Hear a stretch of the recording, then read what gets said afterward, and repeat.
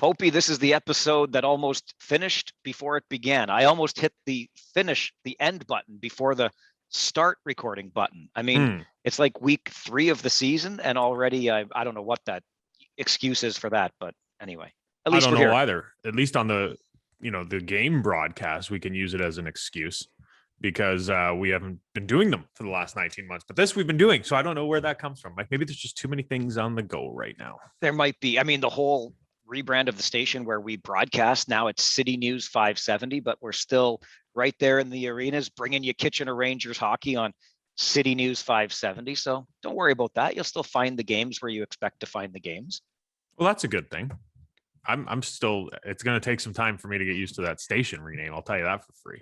We're going to write a big sign and put it in front of us in the broadcast booth just so we say the right words at the right time. Yeah. It's simple, right? How many times do you think you drop a 570 news on I don't know. This is the thing. So far, I'm going to knock wood, but it's been okay on the air during the day. But I've started like a swear jar, and it's the old station name jar. And a loony goes in every time I screw it up. And then at Christmas time, we'll donate that to a worthwhile charity. So win-win, right? Well, I lose, but the charity wins. Buddy, get the whole station involved. Get the newsroom involved too. The newsroom keeps dropping the old 570 bombs. We gotta work on them a little bit. The good news is that you'll see this branding everywhere. This is all ties in. Did you get that? I did indeed. Okay. I heard it in John Daly's voice, just so you know. Oh, who didn't? This all ties into our guest this week, who is not only a longtime official across junior hockey, but also a longtime member of the sports media. And so, admittedly, you and I do geek out a little bit over that side of it, but I think there is a general interest in how we do our jobs and how others who do their jobs far better than we do ours have done their jobs in the past. So I think you're really going to enjoy the conversation that we're about to hear and some of the names. Oh my goodness gracious, does he have names to drop, from Eddie Belfour to Eddie Olczyk to the Dvorsky names, which are, in Waterloo region and the Guelph area, pretty big names in officiating. Lots of interesting stories coming up. Yeah, and just a all-around nice guy. Like, we talked about it on the podcast, but one of his good friends is the iconic Bob Elliott. And Bob Elliott was quoted as saying, there may be a nicer person in sports media, but I don't know them. So that's pretty, a pretty nice thing for a guy like Bob Elliott to say about Steve McAllister. And I loved chatting with him. And he lives up in Kincardine, God's country. No kidding. I mean, right? And there's a little talk about taking this podcast on the road. Anyway, we'll get all of that to come. There's something I did want to kind of talk to you about as we look ahead to week 3 in the Ontario Hockey League, Popey, and that is the attendance that we saw at the Kitchener Memorial Auditorium, because that's where we do our home broadcast, in week 2. So the season started for the Kitchener Rangers on Friday, October the 8th. A day after there were 3 games on Thursday the 7th, Friday the 8th. And at that time, we were still operating as a league and as a province at 50% capacity in hockey arenas, in indoor settings. As we got to the rink for that first Rangers game, we learned that the province was opening it up to 100%. So we were going to play a game on Saturday in Guelph, and the Storm were able to kind of scramble and get another 1,000 tickets out for sale. They couldn't fully max out their capacity, but they were able to get more bums in more seats on the Saturday. But that had me looking ahead to the second week of the season and the second Friday home date for the Kitchener Rangers. And you know as well as I do, and anybody that follows the Ontario Hockey League knows that when it comes to attendance numbers, you look at Kitchener, you look at London, you look at Windsor to some degree, certainly when they were competitive. You look at Ottawa before. It still hurts my heart. You know how much it hurts my heart to look at the Ottawa 67s prior to the whole relocation, renovation, the Red Blacks coming into the whole TD Arena area now, the stadium space. What we see now in Ottawa it just pales in comparison to what used to be. A Saturday or a Sunday in that place back in the day, 9 thousand fans watching junior hockey. It was a sight to behold. But anyway, we know the spots where attendance is high, where people show up for the games. And week 2, second Friday of the season in Kitchener, and they barely had more fans than the week before when capacity was only allowed at 50%. There were about 3,900 in for the first game, maxed out at 50% capacity. The following week, when they could have had 7,700 as per the rules, they had 4,300. That's tiny. That's real tiny. Very tiny. But are you shocked? As a matter of fact, yes, I would. Yeah. I would go so far as to say shocked, and I think there are a few things then that kind of come into play. I say shocked just because we are accustomed to seeing 6,000 plus in the building. And credit to Adam on Twitter who did the work. I'll take him at his word. I haven't looked it up myself, but he said that crowd of 4,365 was the smallest Rangers home crowd in 20 years, going back to 2002. So that's a long time for a crowd that small. And I will say shocked because I was really thinking that with pent-up demand, there would be more than 7,000, even though our averages are, closer to 6. But I thought, yeah, with pent-up demand, we're talking 7,000. And I'm starting to wonder what this means for a variety of reasons. One, I think first and foremost, there is a great deal of caution still out there when it comes to what one does in a world where COVID still exists. Of course. But look, we've got vaccination requirements, vaccination policies in place. You cannot get into the Kitchener Memorial Auditorium or any other Ontario Hockey League arena on this side of the border without providing proof of vaccination. So going in there that you're only around other vaccinated folks. So the level of risk is significantly reduced. It's not nil, but it's significantly reduced. So I thought that would provide a level of comfort. So I think about that, and I think about, okay, if we are still that cautious, and again, 4,300 when you're expecting 65, maybe 7,000, that's a significant 35, 40% lower than what could have been in the building. If we really are that cautious still, I think this says a lot about our economic rebound in this province, and probably if things are playing out like this across the country, the economic rebound, the economic recovery in the country from COVID-19. If we're going to be that cautious to go out and do things and that cautious to go out and spend our money, I think there's going to be a longer return to normal economically. And then further to that, I think we can ask some questions. I wonder if the league is concerned at all. I know it's really early returns, so you can come at me if you want to, but still, the league did lose one whole season, a full 68 games. It lost 2 playoffs.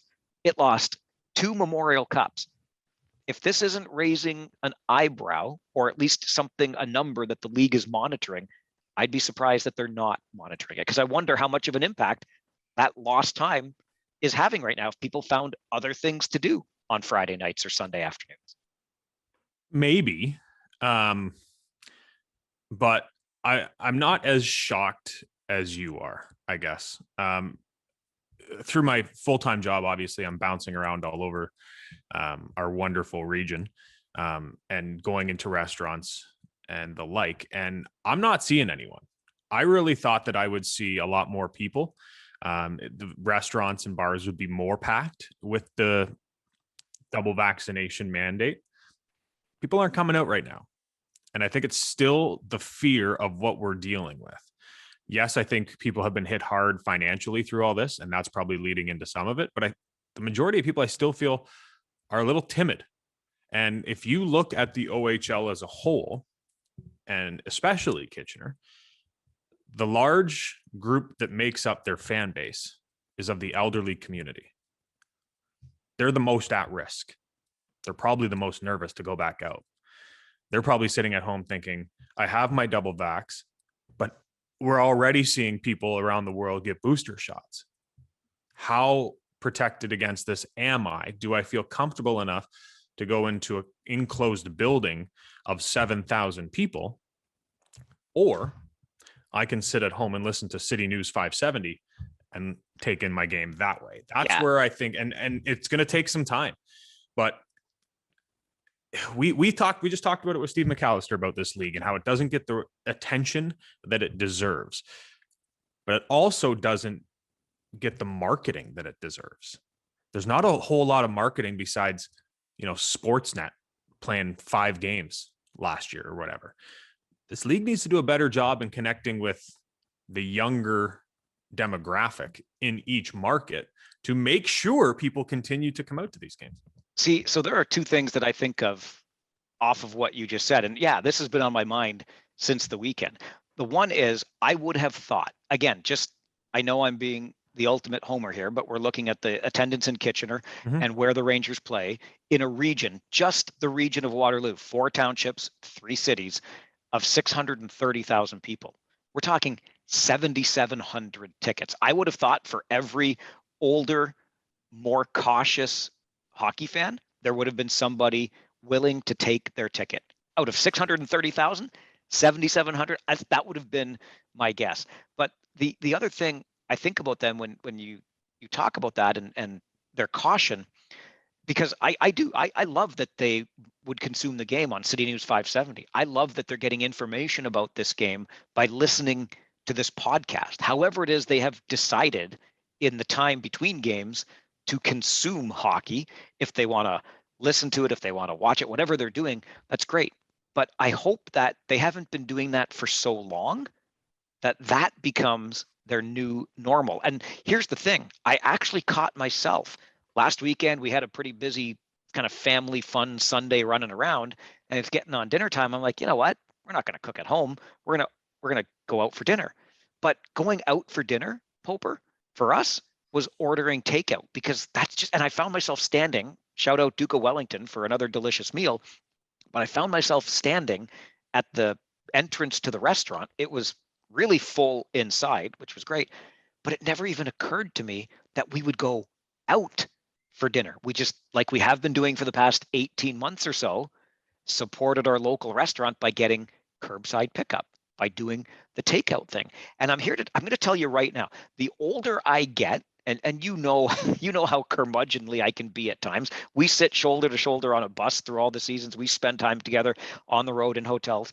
The older I get, the less I like crowds. I'm just being honest. Like, it gets me a little bit, I just need some space. I went to a Jays game when they were still only allowing 15,000 in, and I sat in some physically distanced seats out in the outfield. I'm like, I like this. There's a seat on either side. There's nobody in front. I liked the space. But if our new normal or our next normal is a normal that includes less socialization and interaction with our fellow humans, I want no part of that next normal. No part of it. Go back to the damn hockey game. Yeah. Well, I get it with the hockey game. I hate crowds to begin with. So I'm wondering, when I'm your age, Mike, am I really going to hate crowds? If you hate them now, Popey, you have no idea what's coming down the pipe for you, pal. Just taking a look at the attendance. I'm not going to trust Hockey DB, but I took a look. London did 7,800 on the second weekend, which is pretty good for them. Yeah, and I just looked basically Saturday, Sunday on the second weekend. The Meridian Center in Niagara, just shy of 3,800. It's not bad. Progressive Auto Sales down in Sarnia, 2,700. The Dow had a fantastic evening at 5,200. Sadlon and Barrie, 2,400. The Lummer, Harry Lumley Bayshore Community Center up in Owen Sound, just shy of 2,000. Yeah, see, that's a small number up there. And we talked on Friday in Kitchener to a scout that had been up there for that midweek game last week between Guelph and Owen Sound, and said, in a hockey mad community like Owen Sound, the crowd was small. Again, you're talking an older demographic, even in the community. And to your point earlier about the caution that would come with that demographic, but I'm sure the league is watching, and I know it's early, but it's a trend that if you don't see it start to change, if you don't see an uptick in the attendance figures at these games, you do have to start asking the questions about how much equity in this league was lost in the 19 months it was away. Yeah, I'm not gonna question that after London's played 5 games, Kitchener's played 3. 1 game of Kitchener's has been full attendance. I'm not gonna, if by Christmas people still aren't back, sure, then we got some worrying to do, I think. Yep. Gus approves barking in the background there. Perfect. Was he approved to the London Knights playing 5 games and winning them all, or what is he approving of? No, I don't think Okay. so. No. All right. He just agrees with my point.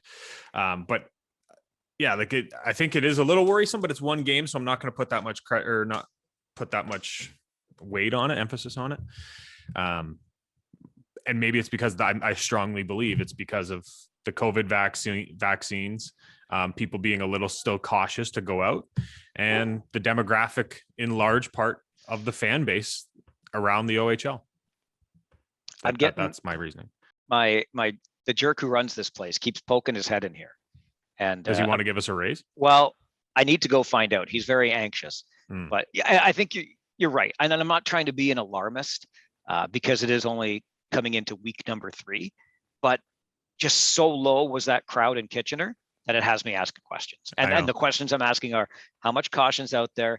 If it's all about caution, what about the overall economic recovery? And if it's not just about caution, but about people finding other things to do with their time, I love this game. I want this game to succeed. I want to be a part of this game for the rest of my days. I have no doubt that the league's going anywhere, but I just think, these are things that we should be monitoring. And listen, there's 2 markets that I'd look at that I honestly thought that we talked about that I thought fans will come back immediately. And that was London and Kitchener. I thought other markets, I could see people or teams struggling for a little bit. London and Kitchener, the minute it opens up, fully packed, let's go. I would have bet my house on it. Same. And thank God I didn't. You and me both. For London to only do 5 and for Kitchener to do 4, that's not good on either end, really. So I'm a little shocked by the whole thing. But here's hoping that next weekend it's jammed again. But the one wager that we did make, just touching on that for a moment. Yeah. You got a long way to go, buddy. You still got 38 goals to go in 66 games. He's 3 for 3. He's 3 for 3. He's got a goal every game. He's on pace for 68. I'll take my money and be happy with it. Okay. We'll see. 40 on Pinelli, the Rangers' newly minted captain, is the wager that was made between Chris and I. No disrespect to the kid. I just think 40 this year might be lofty, but we'll see. 40 is a big number. Yeah. Although I know why you took it, because goaltending in this league is a little bit different this year than in years past. And boy, oh boy, did we see that on opening weekend, although things settled down a wee bit in week 2. Yeah, that's basically why I picked it, and because I think he has something to prove. 6 points in 3 games, that's quite the start for him. Also, I'll say that. He's only 1 point shy, or sorry, he has 6. Yeah, he's 3 points shy of Brandon Coe and Callum Ritchie sitting at 9, and they're trailing a defenseman, Jack Thompson, with 11 in 6 games to start off the season up in Sudbury. Gotta love Thompson up there where the Wolves howl, and they have been so far. And Callum Ritchie, one of 2 OHL performers of the week, along with the London Knights goaltender Brett Brochu. All right. Sorry, we're not seeing the Eastern Conference this year. No. Because of scheduling, because of COVID. So maybe you missed it. But did you see what Jay McKee is doing in Hamilton right now? Did I see? I keep half an eye on it just because I thoroughly enjoyed Jay as a human being. For sure. When he was in Kitchener, getting to know him a little bit, I really liked the way his mind worked. We had a lot of good conversations on the road. He's a previous guest of this podcast. So yeah, I've been watching. There were a couple of come from behind wins in there, and the Hamilton Bulldogs are motoring right along under Jay McKee. I just wanted to point out that they've played 4 games and have allowed 6 goals. 6 goals in 4 games. That's crazy. What a start. Holy. Maybe they've got some shot blocking defensemen helping out on that. Like, Jay McKee might have been when he was an NHLer. Maybe. I think it's their goalie, but still. 6 goals against in 4 games. That's crazy. It's pretty good. That's all I have for you. Okay. Well, we always like the way you introduce our guests. We've teased that he's got some stuff to talk about sports journalism wise, but also plenty of stories from the league that we're sure you're going to enjoy. I really need to start prepping these a little better, because you always reference, you do a good job. And this was your thing. I know, but to be honest, I was working all morning and then quickly ate lunch, sit down. I'm like, Steve McAllister. And then now I'm not prepared for this intro and I'm going to suck and people are going to be like, oh my gosh, he sucks at that. Anyway, he's now working. The problem is, and he admits it in the conversation, the man's had way too many jobs. Like, which one are you going to, like, which ones are you going to leave out? Well, I'm going to leave out a few. Okay. But what I am going to say is when he was in charge of Yahoo Sports, it was the pinnacle of junior hockey coverage in this country. Absolutely. In large part to him and hiring the right people to put the resources towards the CHL and the Buzzing the Net blog. It was also the highlight by a country mile of Yahoo, because no one has went to Yahoo besides fantasy sports players in the last decade. I didn't even know it was still a thing. Exactly. Yeah. Then goes on to the Globe and Mail. He covers World Series. He covers Olympics. He's all over the map. He's actually the president of Sports Media Canada right now. Long story short, he started in Kincardine. He went off on the road, fell in love in Kincardine, and that's where he resides now. Mr. Sports Media in this country, it seems like, Steve McAllister.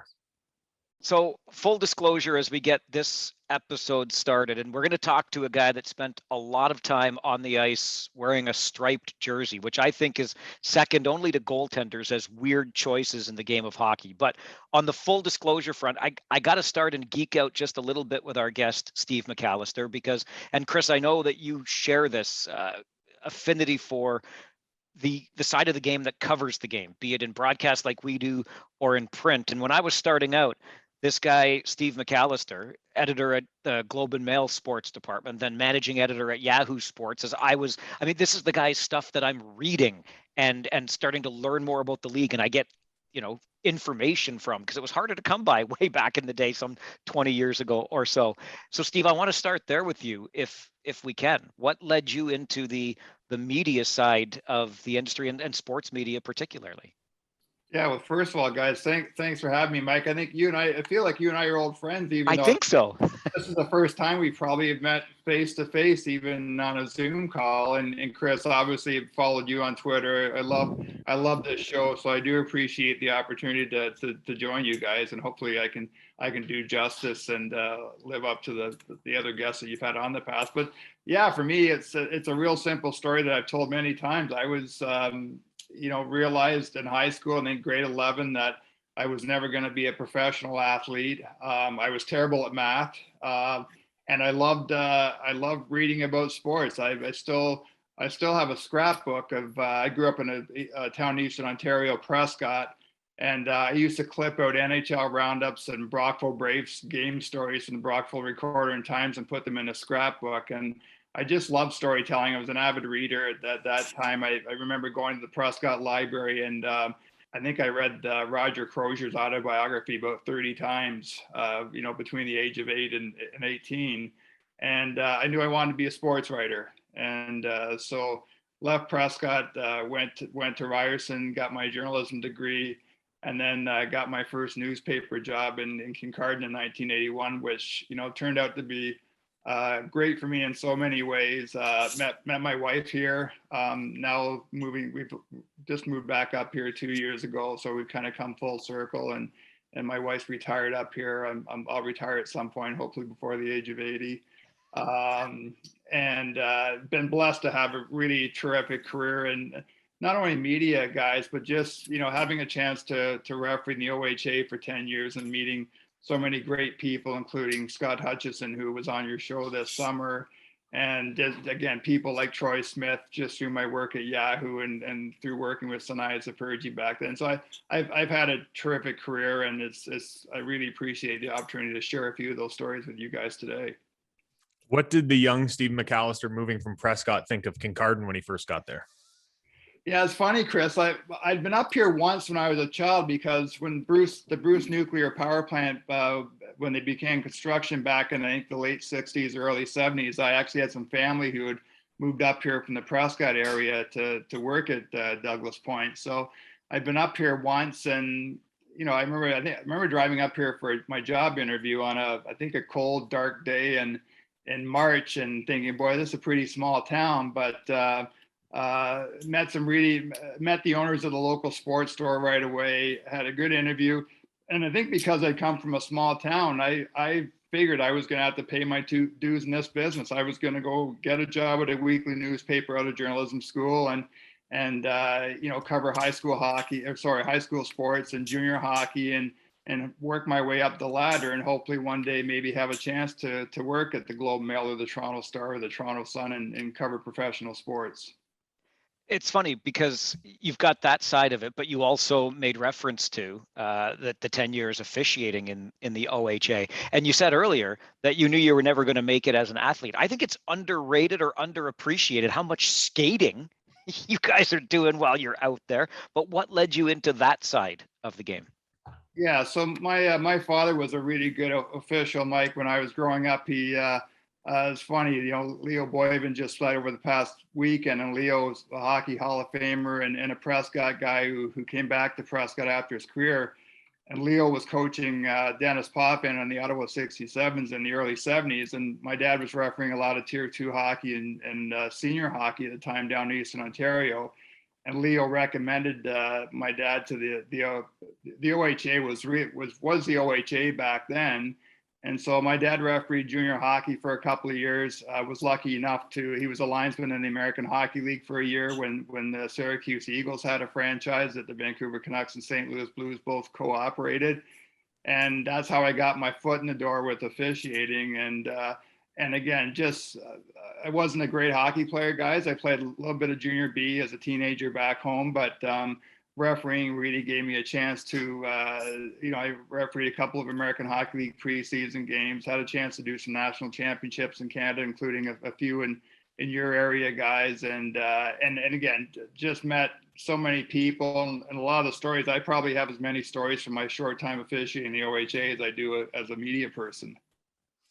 Is the camaraderie closer in the media world or the refereeing world?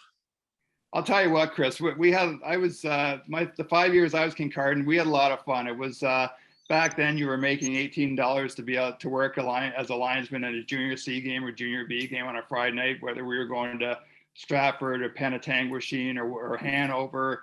But it was a lot of fun back then. You know, I did most of my traveling with Clark Pollock, who I'm sure both of you guys are familiar with from his days of fishing, and now his son Kevin being a longtime NHL official. But you know, you throw a few beers in the back of a car on the Friday night, and you drive to a game, and you'd pick up some burgers on the way home, and sit there and talk about the game and argue about the rule book, and also working good hockey, and so much fun. And the one thing about Clark is Clark knew somebody in every arena. If we went to Petrolia for a senior A game, there'd be a knock on the door after the game, and it was Dale and Mark Hunter's dad who wanted to come in and say hi to Clark. Or there was an old OHA guy, Pat Doherty from Kitchener, and we seemed to 2 or 3 times a year there'd be a knock on the door, and in would walk Pat, and he and Clark would be telling trading war stories about the officiating days. So even though we had the opportunity to referee good hockey, it was like a night out for me. That's the camaraderie between you as colleagues, but what's happening in between those drives to the rink and those burgers on the way home can be a completely different story. What do you remember as some of maybe the toughest barns you had to officiate a game in where the fans might have been a little aggressive or a little vocal? Yeah, I'll tell you, the toughest game I ever worked in was Clark and I went to Barrie one night when you guys might be too young to remember, but the Streetsville Derbies used to have a really tough team in the old Central Junior Hockey League in the early 80s. And we had a playoff game against the Barrie Junior B Colts back then. And it seemed every whistle there was a scrum, and just a real tough game that night. I think it lasted 3 hours, a lot of penalties involved. So that was a game that sticks out. I'll never forget being in Petrolia one Friday night for a senior A game between Petrolia and the Cambridge Hornets, which was the hottest rivalry in that league back then, in a really good hockey league. And Cambridge had a defenseman named Brian Cross who could shoot the puck as hard as Al McInnes. Just a great defenseman. I could never understand why Brian didn't have a career in the NHL. He got into a fight this night with a guy from Petrolia named Ron Musselman, who I believe was also a really good softball player. And those two guys traded punches for 3 or 4 minutes. And when they were all done, the other linesman, I would basically put them on our shoulders, the two of them, and drag them to the penalty box. They were so exhausted. I was involved in a bench clearing brawl one night in the old Central Ontario Junior B Hockey League in Milton. Milton Merchants and the Oakville Blades, again, two real rivals.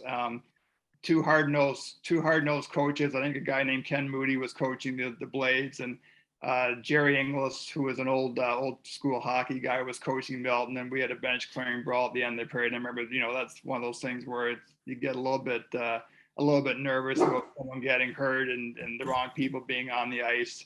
So certainly times like that you kind of remember it. But I would say that's the part of the game that wasn't so fun. You mentioned Moody and Ingles, but were there any coaches that you were had a few run-ins with during your time on the ice? Probably, maybe in minor hockey, Chris, you'd have the odd guy. I never forget when I was writing for the Kincardine News up here, there was a minor. I found out about a kid who got thrown out of a game for gross misconduct, for doing something that was really untoward, and he was a Bantam age player. And I wrote a really scathing column in the paper the next week, and there was some outrage because this kid had been suspended, and his dad was the coach, and the people in Walker didn't think he should be suspended. So it turns out a week later, I'm refereeing this team, and in Kincardine. And so I skate on the ice, and right away, everybody knows who I am. The coach knows I'm the guy who wrote the column, and I think they're a little bit worried that there's gonna be a parade of Walkerton players going in the penalty box. Well, I wrote the column, I said my piece, and I think they were really surprised when we went out and I called the game like any other game I would referee. But I could see when the look on his face when I skated on the ice, I think I had to go over and shovel his jaw off the ground. How much, Chris and I were just talking about this on our broadcast last weekend when it comes to penalties in the game. Like every time somebody's on their way to the box, it's kind of like the who me sort of thing. And coaches are objecting and thinking, well, if this is a call, then why wasn't that a call? How much of your job involves that very thing? The communication with the players, with the benches, to let them know how this game is going to be called and why it is they might be on their way to the penalty box for 2 minutes or more. Yeah, I think that's the one part of the game, Mike and Chris, that unfortunately has changed for officials. I don't think they do nearly enough communication with coaches and especially players anymore. And that was one thing I really learned from both my father and from Clark, is that, Clark had a great rapport with the players and was quite willing to talk to players. And he would give guys breaks. I mean, guys that treated him with respect, he might let go a little trip in the neutral zone in the second period, and a 0-0 game or a 3-goal game or whatever.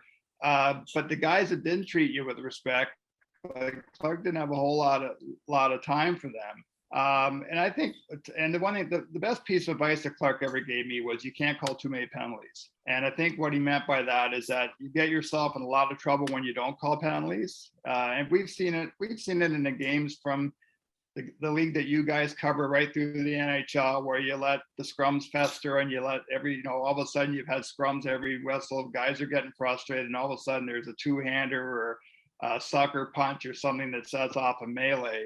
So that was the one thing I learned from Clark is to call penalties. And just a quick funny story, Bill Dvorsky was like that. When Bill was in the OHA, I remember Bill supervising me my first year when I was wearing the armbands in the OHA. I went to Guelph one night and someone mentioned to me, like, hey, Steve, just so you know that whenever Bill's in the building supervising, you call everything in the first period, you call a little bit less in the second period, and in the third period, you can just put the whistle in the pocket. So it was a textbook game. So Bill's there. So I do exactly what I'm told. I throw, I fill the box in the first period, ease off a little bit in the second period. And then I saw Bill go into the referee's room to write out his report with about 7 minutes left. And I just put my whistle in the pocket. And I can't remember who Guelph was playing that night, but they just went at each other, hammer and tongs for the last 7 minutes. And I didn't call a single penalty. And of course, when I went in the referee's room, Bill gave me a glowing review. That's great. I'm sure the players loved it too. Oh yeah, and I think, and I loved, like I could tell, like I said to you guys off camera, where I could tell we could spend an hour and a half talking about Clark Pollock, but I never forget being in Durham with Clark on a Sunday afternoon for a senior game, and there was a player for the Durham Huskies named Bruce Marshall, and he swore he dropped a couple of F-bombs on Clark in the first period. So Clark gave him misconduct. When the game's over, we're sitting in our underwear in the referee rooms, and there's a knock on the door. And there's Bruce Marshall holding 4 bottles of beer, and he says, can I come in, guys? And Clark said, yeah, sure, come on in, sit down with us, Bruce. And Bruce says, geez, Clark, I'm really sorry. I had a fight with my wife this morning. I was in a bad mood. I took it out on you. And we sat there, the three of us, and had a beer with Bruce. And, I don't think you could get away with that today. But that was also part of the fun behind refereeing. And again, that's just the fact that this guy would offer us a beer, and the fact that we would sit in the room after a game and talk about him having a domestic dispute and having some fun with that. I think that's the kind of thing that when next time you saw Durham, that relationship would be good. Steve, when we talked about having Troy Smith on last week, and we joked with Troy. He told us that he would only come on the podcast if he came on after Pete Krupski. I think it's because Troy didn't cop to this, but I think it is because he wanted to be able to make sure anything Krupper said that Troy had the last word. So Sanaya might not like this question because now you have the last word, but do you have any good Sanaya Saperji stories? I'm sure we both, the three of us, know her affinity for Tim Hortons coffee. I mean, she's a walking billboard for Tim's. Used to be her Twitter profile. Yeah, I don't think she'll dispute that. She does have very strange taste in music.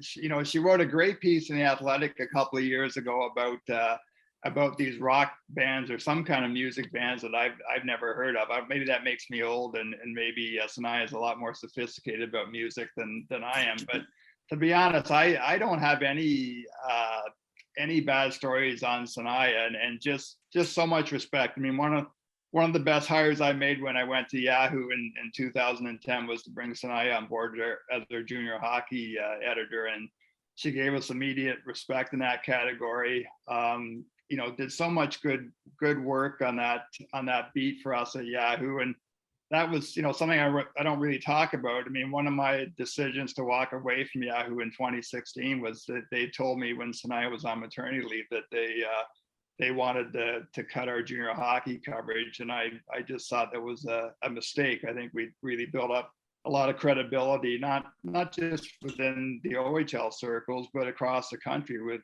what Sanaya and people like Nate Sager, and we had Chris Peters there for a time, and Cam Sharon, and Kelly Freeze, and all the people that contributed to buzzing the net in our junior hockey coverage. What a great job he did. And Sanaya won an award for the work that she did on the Terry Trafford tragedy. She did some groundbreaking work in that. And at a time now, kind of ironically, when we see so much being talked about around mental health and professional athletes today, in some respects, that series that Sanaya did was somewhat groundbreaking. That's like a who's who of junior hockey coverage that you just ran down there, Stephen. I'm thinking, yep, read them. That and Chris and I, again, we'll talk about this quite a bit. Not sure, and I suspect you would agree that the league today gets the coverage really it deserves in the Globe and Mail, online, in a place like Yahoo, etc. It's really kind of turned into that sort of grassroots in-market coverage these days. Yeah, that's a great point, Mike. And I think when people talk about the media industry and old timers like me, look back at what I would consider to be the glory years of the industry, I still think if you're a young, bright, energetic guy, you can turn something into a good job. And you two guys are proof of that, where your passion for junior hockey, it shows clearly through this show that you do. I look at a young guy like Lucas Weiss, who started writing OHL column for the Toronto Star. I mean, Lucas, when he did the Centennial College program, I appeared on a podcast with him during the pandemic. And this is a guy who just grinded his way into a job at sports. Now he's freelance for USA Today and New York Times and for Yahoo Sports. And I think if you want to work hard and you have a passion for sports, there still are opportunities to work in this business. It's just a different model now. It's different, I think, even Mike, for what you and I did. I mean, I spent 7 years working at weekly newspapers before I got my big break and got a job at the Canadian Press back in 1988. I think if you want to call it the minor league system, I think it's just a different path to get to where you want to get to these days. Thinking back to those Yahoo days, like Yahoo was massive.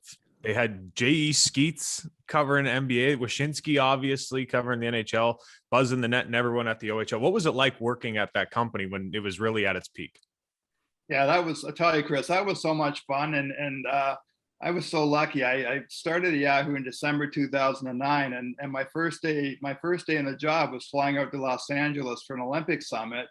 And I got out there Monday and meeting all these Yahoo Sports people for the first time. And Dave Morgan, who was the managing editor at Yahoo Sports at the time, he said, Steve, we got to get you a credential for Vancouver. And that was one of the things on my bucket list that I'd never, even though I'd overseen coverage of the Olympics for the Globe and Mail, and I'd been involved in the sports desk at Canadian Press for the Olympics, I'd never been to one. And when you mentioned the blogs, just having that access and being able to shoot Skeets an email, or later guys like Kelly Dwyer, who took over Ball Don't Lie, and Dan Devine, and say, hey guys, there's something going on with the Raptors. Can you write a blog post about this?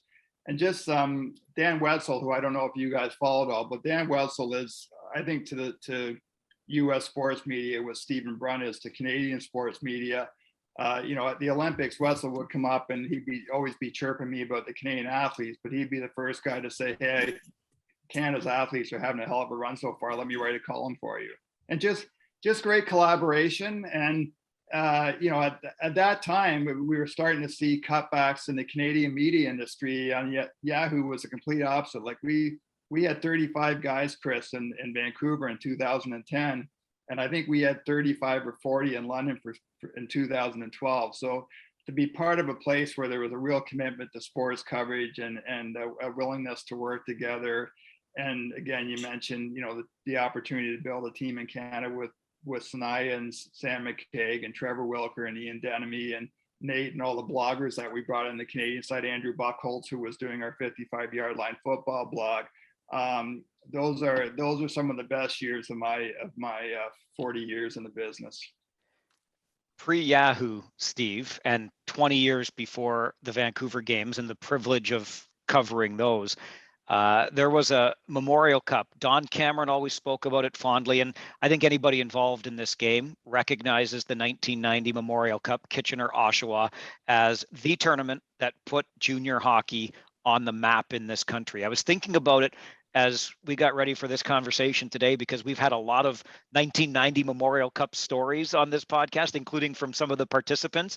And it seems like there were probably 350,000 fans at it over the, instead of 35,000 or whatever they crammed it, 20,000 they crammed into Cops. But you got to cover it as a journalist. What was that experience like for you? Yeah, maybe the most fun week of my professional career, Mike. Just a great week. I mean, we had, Tim Warnsby was writing at the Toronto Sun at the time, and Tim's a Waterloo guy. And so Tim and I were good friends at the time, became even better friends that week. And Jim Cressman and John Herbert from the London Free Press, and Rick Mayo from the Ottawa Citizen, and Donnie Brennan was there from the Ottawa Sun. Steve Cannon was who I now work with a little bit through Bruce Power, was the KW Record Sports writer at the time. Just a great week of fun, and just such a great week of hockey. And it's funny, I'd refereed Eric Lindros the year Eric had played it for the St. Mike's Buzzers as a 15-year-old, and just to see his game kind of take off at that level. That tournament, I mean, Kamloops had Scott Niedermeyer, Daryl Sador, Corey Hirsch was a goaltender, Ken Hitchcock was coaching, Dave Shazowski was going to be a top 5 or 6 draft pick in the NHL draft. The Laval team was a lot of fun to cover, with Pierre Kramer as a coach, and Sandy McCarthy and Gino Odjick were both playing there, two real tough guys. Martin Lapointe was part of that team. And then Kitchener with Joe McDonnell and Mike Torcha and Stephen Rice and that group too. It was a great week. I mean, one of the kind of stories in the background that I always think of that makes me laugh is Tim's a bit of a character. You might not see that in his writing or when he appears on TV or the radio, but he's got a great sense of humor. And the first couple of days in Hamilton, things were a bit disorganized, and there wasn't any food for the media. And you go downstairs, and you guys have both been to the old Cops Coliseum or whatever there's a call now. They had that little room where the media and the official scorers and the game night staff go, and they would have like a couple bowls of popcorn and chips. So by the second night, Tim and I said, "It's ridiculous." So Tim says, "That's it. I'm phoning Pizza Pizza and ordering a pizza."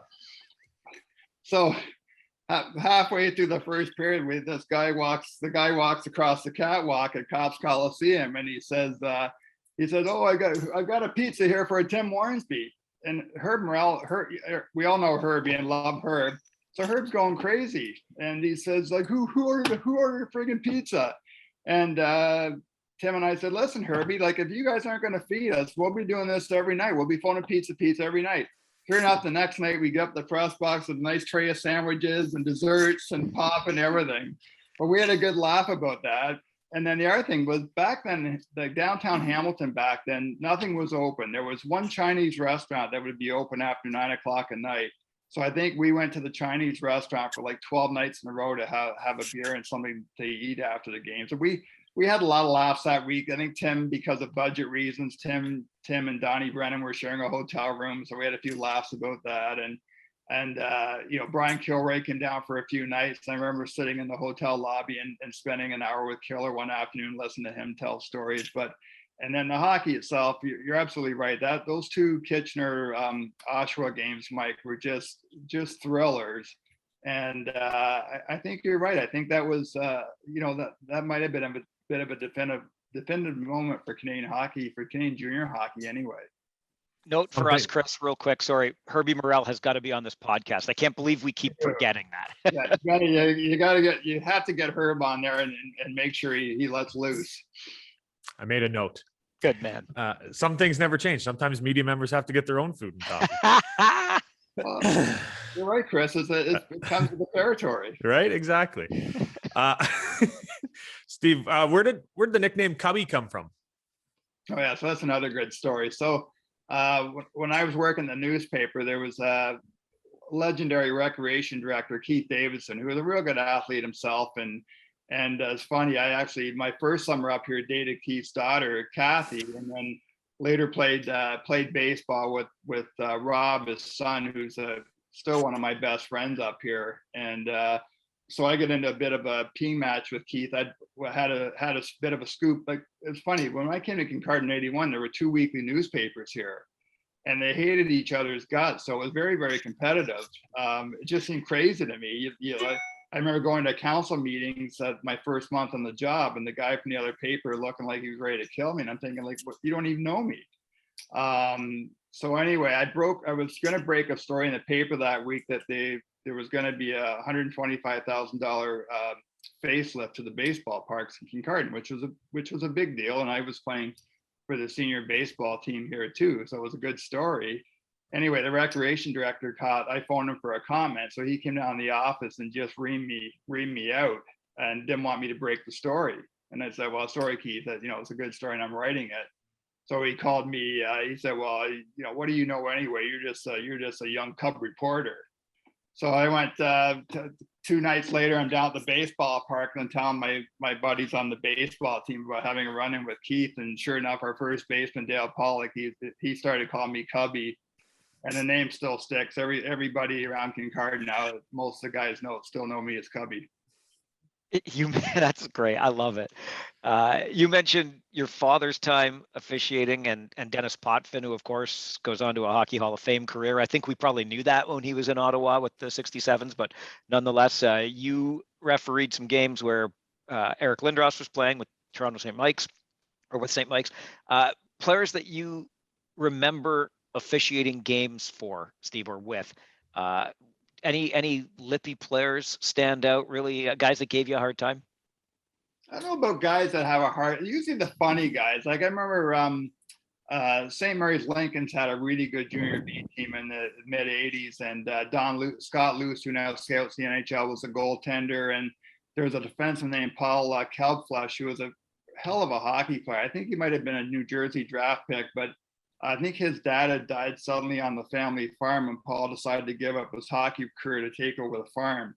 But incredibly talented guy. But there's a guy named Jeff Shipley, who is also a good hockey player and a good sense of humor. And there's another guy named John Rowland, who had grown up in Lucknow, which is a small town just south of Kincardine here. And John had found his way down to St. Mary's, and he had a great sense of humor. He was like 19, 20 years old, but I remember every time I went to St. Mary's, first face off, he'd come over and have some great one-liner that would crack you up. The Durham Huskies, the same thing. There was a guy, Dean Nyman, who's one of the best hockey players I ever refereed. Dean was a guy, I guess, who'd been drafted by Oshawa, went down to Oshawa for a week, got homesick, moved back to Durham, and never left again. And Dean was just one of those, you always hear these stories. Funny, I was talking to someone about this not too long ago. If you go to small towns and you talk about hockey, there'll always be some guy who grew up locally and played for the junior B team or played senior hockey or played intermediate hockey. And they always say, that guy should have played in the NHL, but this happened or that happened. And Dean Nyman was that guy, just a fabulous, highly skilled, tough, could beat you in a corner, beat you with a shot, beat you with a pass. Just a great hockey player. But I tend to remember the people who I just had fun with. Like, it's funny, even Lindros, like the year Lindros played in St. Mike's, I don't remember him being incredibly skilled. What I do remember is he was 15 years old and he was fearless. Like he would run a 20-year-old guy gladly. And Eric really hadn't filled out yet. He was a bit of a string bean, but he had no problem going out there and taking on guys. And I think that year St. Mike's beat Sarnia in the Sutherland Cup Finals. And I remember going to watch one of the games in that series. And Sarnia had a tough guy, a guy in his last year of junior hockey. He was a bit of a thug. And anyway, he challenged Eric to a fight during the pregame warmup. And I think this guy thought he was going to, kick Eric's derriere.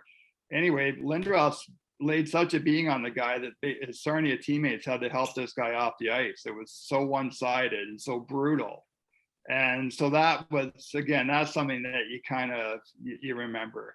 I do remember, I refereed the Wilfrid Laurier Golden Hawks. I think my first year refereeing, I got a couple of OUA games to work, and I was a little bit intimidated. And I remember refereeing the Golden Hawks against the University of Manitoba at St. Mike's Arena in a Christmas tournament. And Wayne Gowing was coaching the team back then. And I think, I wasn't quite comfortable refereeing at that level yet. I probably wasn't having a great game. And I remember Wayne getting on me pretty good, but I probably deserved it. You mentioned his name earlier, but Scott Hutchinson and you played around to golf up at, I think it was at Ainsdale Golf Course. How'd that relationship come about, and who won the golf round? Yeah, I gotta tell you, Chris, Hutchy kicked my derriere all over the place. The guy plays 7 times a week, Chris. What else is there to do, I guess? What do you do up in Barrie or Bradford or wherever, or Alliston, wherever Hutch is these days? I think he gave me 4 different hometowns. But I will say that's the one fun thing about refereeing is I've met so many good people through refereeing. Stephen Walkham and I went to level 4 and 5 together back in the 80s and spent time together. And I remember one night Walkham working a game in Georgetown. I wanted to go out and get a bite to eat after the game. So he said, well, let's drive to Milton because it's halfway home. Next thing I know, Walkham runs out of gas in the 401, and I've got to drive into Milton and go get gas to fill him up again so he can get home that night.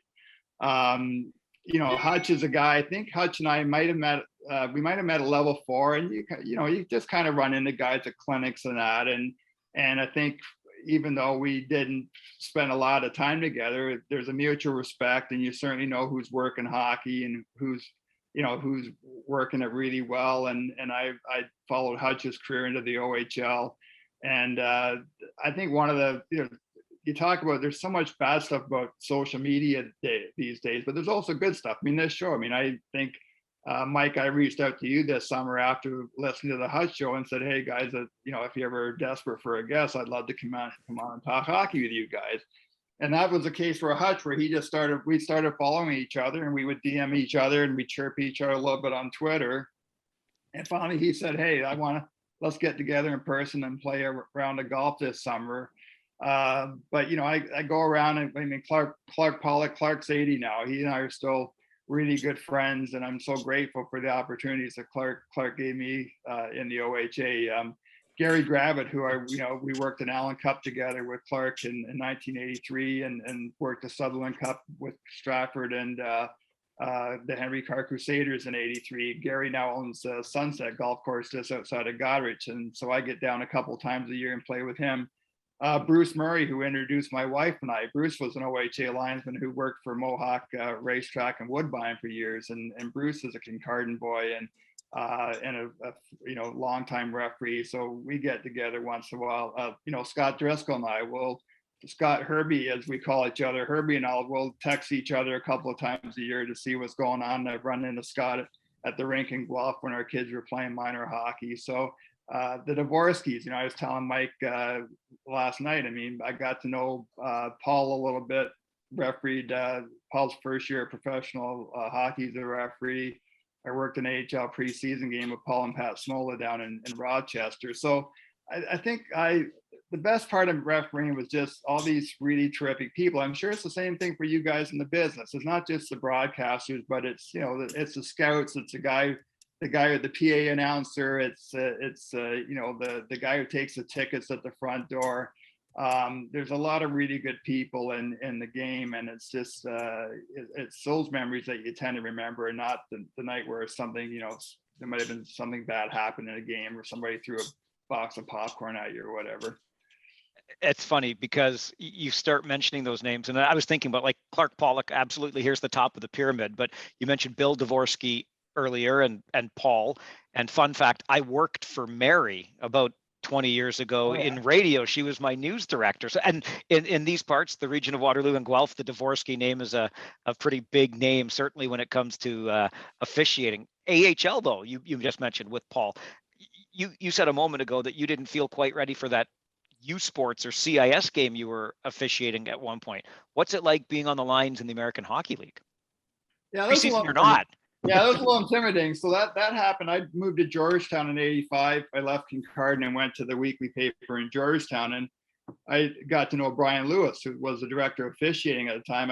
I coached Brian's daughter Janelle in softball in Hornby, just outside of Georgetown.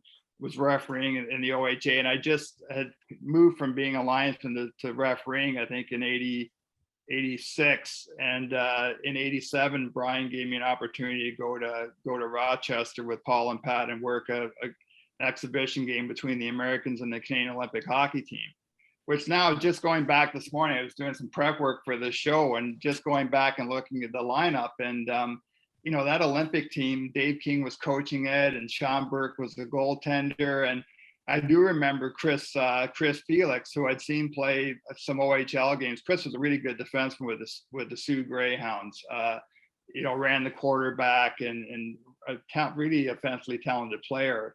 I remember Vaughn Carpin, because Vaughn was like 5'3", it looked like, on the ice. The one thing I do remember from that game, though, and then Rochester, Donnie Lever was coming towards the end of his career. And my dad had refereed Don when he played for the Niagara Falls Flyers, and Steve Ludzik back in the OHL days. And Steve Ludzik was on that. Sorry, that was another team. I'll get that story after. But Donnie Lever was there. John Van Boxmeer was the coach. I think that was Darren Pupa's first year in the Buffalo organization. But the one thing I remember from that game vividly is I was getting ready to drop the puck in the first period, and they played this game at the RIT arena, the college rink in Rochester, and Wayne Van Dorp was playing for Rochester. So I look over my shoulder to drop the puck, the face off, and I don't know if you guys remember Wayne Van Dorp, but he was a tough guy. This guy was 6'4", 225 pounds, which back then was a big man in hockey. And Wayne looked like he'd had his nose broken about 73 times. And he was such a big man, his jersey, the sweater only went up to here on his arm. And he's looking at the guys around him and thinking, holy crap, I can't get the puck down and get out there quickly enough.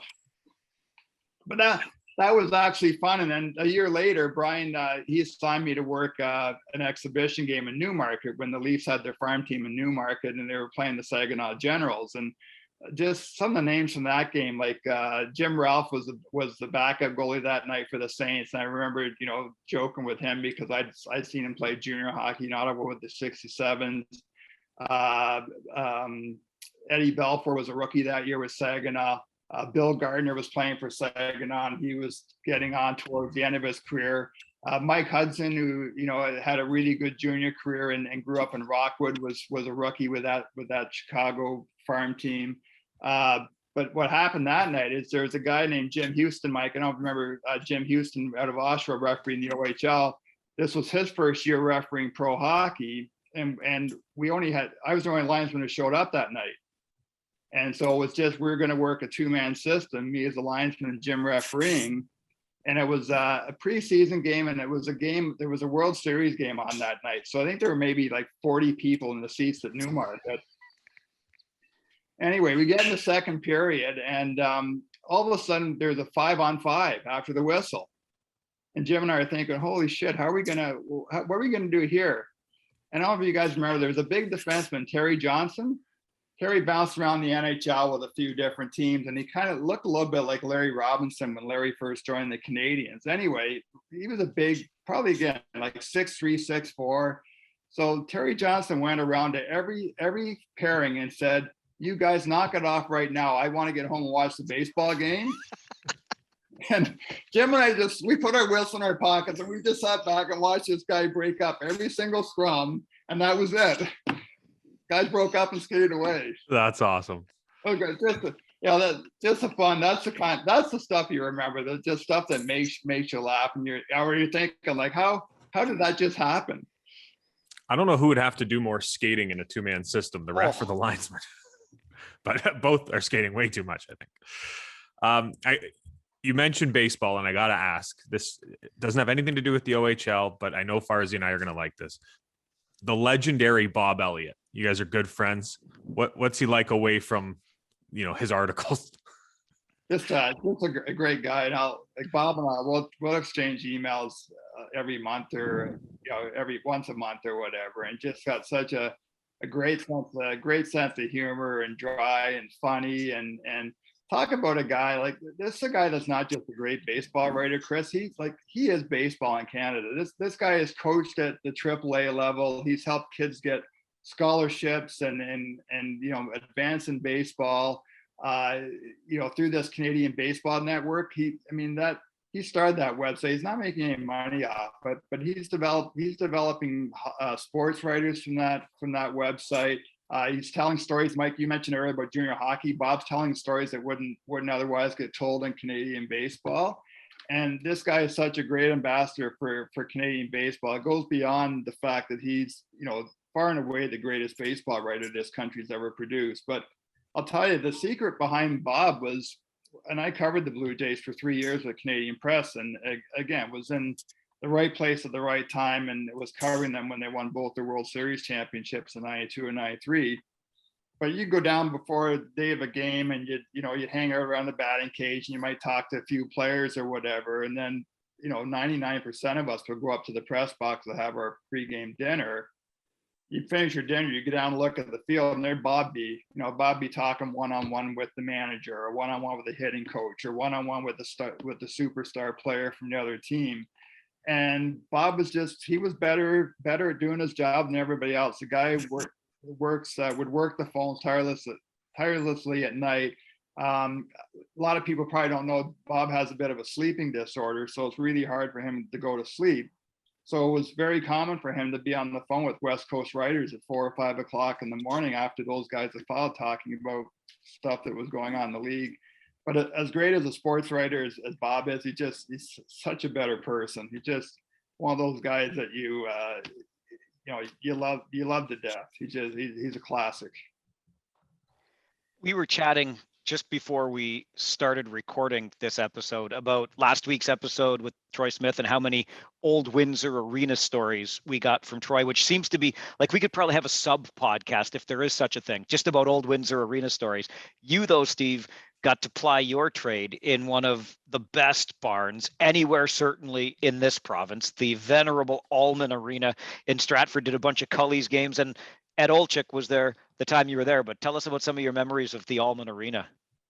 Yeah, that 83 team that lost to Henry Carr in the Sutherland Cup final, that was such a fun year, because like I said, I was going there with Clark almost every Friday night to work those games, and Dave Cressman was coached that team that year. Just a real gentleman. You don't hear a lot of talk about coaches anymore, but he was such a nice guy, kind of guy where you always wanted to make sure at the start of the game that you took the Stratford blue line and you got a chance to go over the bench and exchange pleasantries with Dave.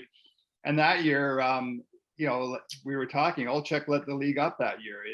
And again, just as great a hockey player he was, just a really, really nice guy. And I remember talking to him on the bench one night, and it was late in the season, and they weren't playing him a lot because they were trying to keep him healthy for the playoffs. And he was sitting there telling me on the bench how, he's so upset because they won't let me go back. They won't let me go on the ice, Steve. And I just want to play. And it's a 16-year-old kid. And I remember seeing him score a goal in Listowel one night where he took a wrist shot from just inside the blue line and stuck the puck under the net. Just a flick of the wrist, and the puck was in the net. And they played the Henry Carr team. They played in the final that year that they lost. They got really badly beaten up in the playoffs. I think Mark Maui, who you guys will know from Kitchener, Gus Maui's son. I think Mark got injured in that series, and I think they had two or three forwards that had to go back and play defense. Their blue line was so badly beaten up. But that Henry Carr team had Bob Asenza in goal, who would go on and play in the NHL with Winnipeg. Scott Mellanby, who we don't have to say anything about. Scott Mellanby was on that team. Victor Poza, who I think had a cup of coffee with Washington in the NHL. There were two brothers by the name of Loudon, I think Bob and Bill Loudon, who went to New Hampshire on scholarships. So that team was just loaded. And then the Allman, things like I remember Henry Carr in that series bringing 3 busloads of fans in the rink with carrying Jabex balls with rocks in it and shaking Jabex bottles. And the Henry Carr guys putting a ghetto blaster on top of the net for the pregame warmup and just blasting the music. And just, I think every time he skated on the ice at the Alma, it just felt special because, as you guys both know, it doesn't matter if they're playing, the worst team in the league in November. There's going to be 1,000 people in there on a Friday night, and they're going to be loud. And there's just such a charm to the rink, even though you always had to hang the referee's room. You always had to be careful where you hung your clothes up, because if someone spilled a drink in the stands, it would drip down into the referee's room. That was one of the first things that Clark taught me when I was getting to learn all these buildings in the league. And he would always tell me where to sit and where to hang my clothes up, my suit up. But I have lucky enough where my nephew Kurt Colling played for the Culletons in the I think early 2000s on back-to-back Sutherland Cup teams, and actually had a chance to watch Kurt celebrate one of those cups at the Odd. Not the Sutherland Cup, but they knocked out the Dutchman one year to win the Midwestern title. And I remember my family and I going to the Odd to watch that game and helping him celebrate that. And then my youngest daughter, Alexa, she played in the OFSA championships one year in Stratford and had a chance to play one of the games in the tournament of the Allman. And she wasn't having a very good tournament. She's beating herself up. And I just said to her, I said, Alexa, you're playing at the Allman Arena this afternoon. I said, just enjoy the experience. That there's so many great memories in that rink. It's a chance for you just to, have fun being in a place that's special to your dad. And I think that actually that helped to relax a little bit. But yeah, I've got a lot of you just remember those buildings, right, Mike? It's a little bit like the Odd too. I mean, the Odd's evolved over time. I mean, I dated it when I was going to Ryerson. I dated a Kitchener girl my last 2 years at journalism school, and I remember going to the Odd back then to watch the Rangers. And even though that the rink's changed quite a bit, it's still got an amazing charm to it. You mentioned those back-to-back Sutherland Cup teams. That was the year I was playing in the league. Oh, really? I got my first start in Stratford on a Saturday night. Oh my God. After it was 03-04. They had won the year before. And I'm 17 and he's starting me on the road against the defending Sutherland Cup champs. And we just got murked. It was so bad. Who were you playing with? Golf Dominators. Okay, yeah. I remember we had a player on their team came, Kelsey Blinkhorn. He came to our team. Yeah. And he was telling us all about the rink and stuff. And we're outside stretching, and I'm looking at this building going, this is going to be a blast. I go in the room, I start getting dressed. I'm sweating. It's so hot in the dressing room. This is like game 5 of the season. We're a terrible team, and they're cranking up the heat in the visiting dressing room just to get an advantage. We go out for warm up, and there's fans just screaming at me, Pope, you suck. Pope, you're dead. I'm like, how do they know who I am? Like, I'm just a rookie. And yeah, I think the final score was 12-1. It wasn't, yeah. The best part though was, of course, the place is packed. And I started the second period for whatever reason. We were down 6-0 after the first, I think. And they're 5-0 after the first. And the coach comes in, loses his mind on us, gets us all fired up to go back out for a game. And I'll never forget it. Opening draw, everyone's like, okay, yeah, now we're going to go. Centerman snaps it back clean, D up to the wing, one step over the blue line. Boom. Well, that didn't last long. And I'm getting pulled and I go skating across the goal line. And there's this old gentleman, he's probably 70 something, leaning back in his chair, feet up on the chair in front of him. And he just goes, gives me a wave. I love that rink ever since. That sounds like the guy when I moved to Toronto in 85 or 86 and I started refereeing the junior B hockey there. I used to go to Newmarket on Thursday nights at the old arena there. And there was some guy, apparently he'd won the 649 or something. He's same 70-year-old guy. He'd stand on the chair and hang over the glass and he'd just yell at the referee the whole night. So I got to the point where I got to know this guy. So I would deliberately make the point of going over to him before the game and ask him how he was, because that would drive him crazy. Then he would get mad. He'd be mad that I would go over and say, hey, hello, sir, how are you tonight? And that would just get him in a state. And so great way to, ease a bit of tension before a game. And again, part of the fun of being an official. Couldn't help but notice, Steve, on the right hand, school ring, the bauble there, championship ring. What are we wearing? So this is, so I was just down to, my wife and Julie were just down to the Maritimes last month to visit family. My dad lives in Nova Scotia now, and he's 85, so he's getting up there a bit. And he was given this ring the year he worked in the American Hockey League. And so he wanted me to have this ring, and he also gave me his American Hockey League linesman sweater from that year. Wow. So cool. Yeah, I was, it's funny. I was always kind of hoping that, that one day, certainly hoping my dad's going to be around for a lot longer, because he's incredible health, and he's one of these, he's this crazy guys. He gets up every morning and does 100 push-ups and 200 sit-ups and just stretching regimen. And I mean, for 85 years old, it's remarkable. But I was always hoped that there'd be a day where I would certainly wanted his linesman sweater, because it certainly means a lot to me. And it's the one thing, Mike and Chris, I don't know if you guys find this when you talk to people about officiating, but I was talking to somebody on the weekend, and I was so lucky. We were so lucky as kids where we had these mentors. I think the one thing we're having a hard time recruiting hockey officials now. I think one of the reasons is that we just don't have enough mentorship for whatever reason. And when I was growing up in Prescott, we had 3 or 4 men, including my dad, who were refereeing Tier 2 junior hockey, working in the OHL, working senior hockey, and then we had some experienced minor hockey officials. And so when we started refereeing, we had a lot of support. Like, we would go on the ice with these guys, and if a coach was yelling at us or whatever, you knew, you had a guy who'd refereed Tier 2 junior for 15 years go over the bench right away and tell him to knock it off, and that was the end of it. And I think we miss that today, where we don't have enough of those guys, to just support these kids and teach them the ropes and teach them how to handle certain situations. And we joke about those car rides, but I learned so much in those car rides with guys like Clark Pollock and Tom Morgan, who was a longtime referee up here, who died a few years ago. Just learned a lot about refereeing and about how to handle people and how to manage a game just from those trips. How'd you like teaching at the College of Sports Media? Loved it. And it's not that you'd like to take credit, but you can't.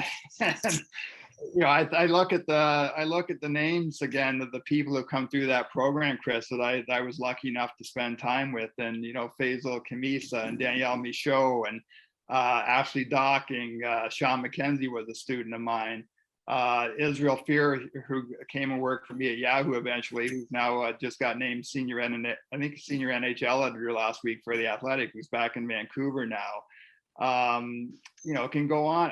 Ali Monroe, who you guys have probably met through her work with the Steelheads on game nights.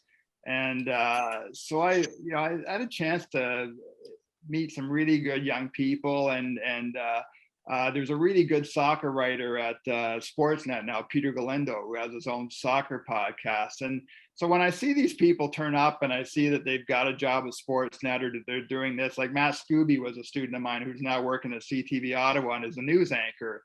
And most of the people that you see are having success, it doesn't surprise you, because I taught an online writing course there, and you would get a pretty good sense just from teaching one class that, yeah, this kid's going somewhere. Adam Scully's another guy. Adam was a student of mine who's now doing a bunch of really good work for TSN on the golf side, and I think he's still involved with Junior Hockey Magazine, and I really do love teaching. I don't know if the students, if they learn anything from me, but I sure love talking to them and trying to impart a little bit of wisdom.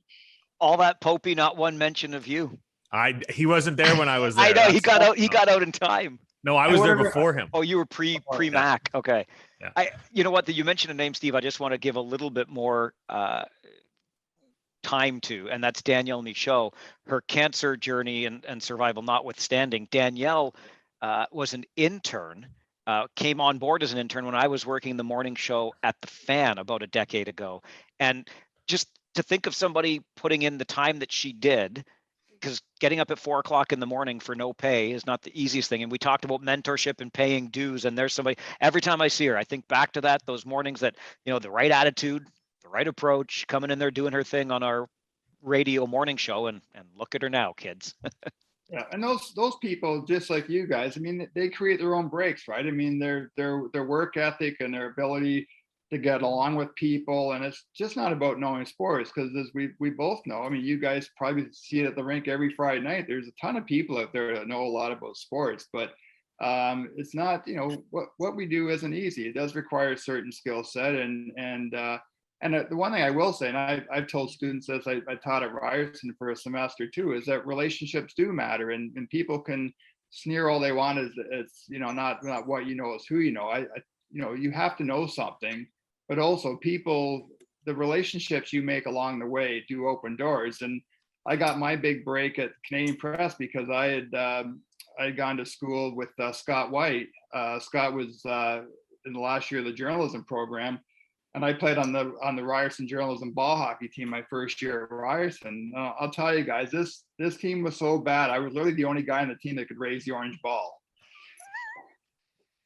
And it was comical, and we were awful. But Scott remembered me from that ball hockey team. And then in 1987, like almost 10 years later, I ran into him at the Pan American Games in Indianapolis when I was working for Metroland, and we were sitting in the Canadian media room one night having a beer, and I just said to Scott, I said, "Hey, listen, I've been working in weekly newspapers for 6 years now, and I feel like I'm ready to take the next step, or I'd like to take the next step." And sure enough, about 12 months later, I got a phone call from him, and they were looking for a sports writer for their Toronto office. So it's first impressions and relationships really, really do matter a lot in this business.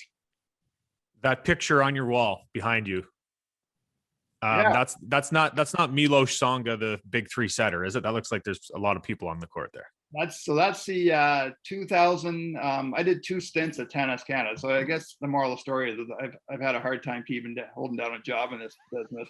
I thought it was I didn't know we had the Tennis Canada link too. I used to do Top Spin Radio there. Well, there you go. So yeah, that's right, Chris. I remember that now. Yeah. So I'd after the World Series in '93, I'd always wanted to work in sports PR, and Tom Maynek was an old friend of mine who was director of communications at Tennis Canada back then.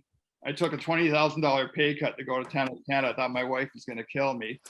And then literally a year into my time at Tennis Canada, I got a phone call from Bob Goodenow. And Bob was looking for someone to do media relations at the NHL Players Association at the time of the lockout in '94. So I left Tennis Canada. And then in '97, I had a chance to go back. And so that picture's from the the first, remember Chris, when they started the Tennis Master Series events? Yep. So that was, we dropped the tobacco sponsorship, I guess in '99, and this was the first year of the tournament. And so they had these, branding colors that they painted the court purple. Friend of mine in Kincardine, Dan Wilkin, who's my best friend here now, Dan was running the sporting goods store in the town at the time, and I got him to do jerseys, hockey jerseys with the Tennis Masters Canada logo on it. And all 50 players in the tournament came on court for opening night with those jerseys on. That's And cool. I can't remember all the guys in that picture, but Sampras is in there, Gustavo Kuerten. I think Magnus Norman was the #1 player in the world at that time from Sweden. And the woman in the front was Melanie Doan, the singer who had come up with a theme song that year for the tournament. So that's opening night at the old National Tennis Center at York University. Okay, so Steve McAllister, the sequel podcast, is going to be all tennis all the time because I'm a nut for the game. So we got to do that. As long as we don't talk about my game, Mike. or mine, Steve, or mine. You referenced it earlier that you sent a note and said, if we're ever desperate, reach out. Certainly far from. And I'm so sorry we didn't do this sooner. What a ride. This has been a whole lot of fun, Mac, and I can't thank you enough for doing it. No, it's fun, guys, and hopefully, maybe we'll have to get Hutch and I. We'll come on as a tag team, and we'll really entertain the troops for an hour. It's perfect. Hey, Kincardin's got the best sunset I've ever seen. And if we bring in Hutch, that's 4 people. We could probably make it out to Ainsdale. My grandma's trailer is a kilometer away. We got a spot to stay for some beverages after too. That's a date. We're gonna do that next summer for sure, guys. That would be an absolute blast. Maybe we can do a remote show from the patio at Ainsdale, the 19th hole. Perfect. You're reading my mind. We'll take this thing on the road. We'll get Hutch, we'll get Mac, and the two of us knuckleheads. It'll be a perfect night. I'll hop on the back of Farzi's bike and he can drive us up there. I'm pretty sure I can find a Mennonite family, Chris, are gonna come down there with the horse and pick you guys up. Perfect. Steve, it's been a ton of fun. Thanks a million for doing this with us. Yeah, thank you guys. Really appreciate it.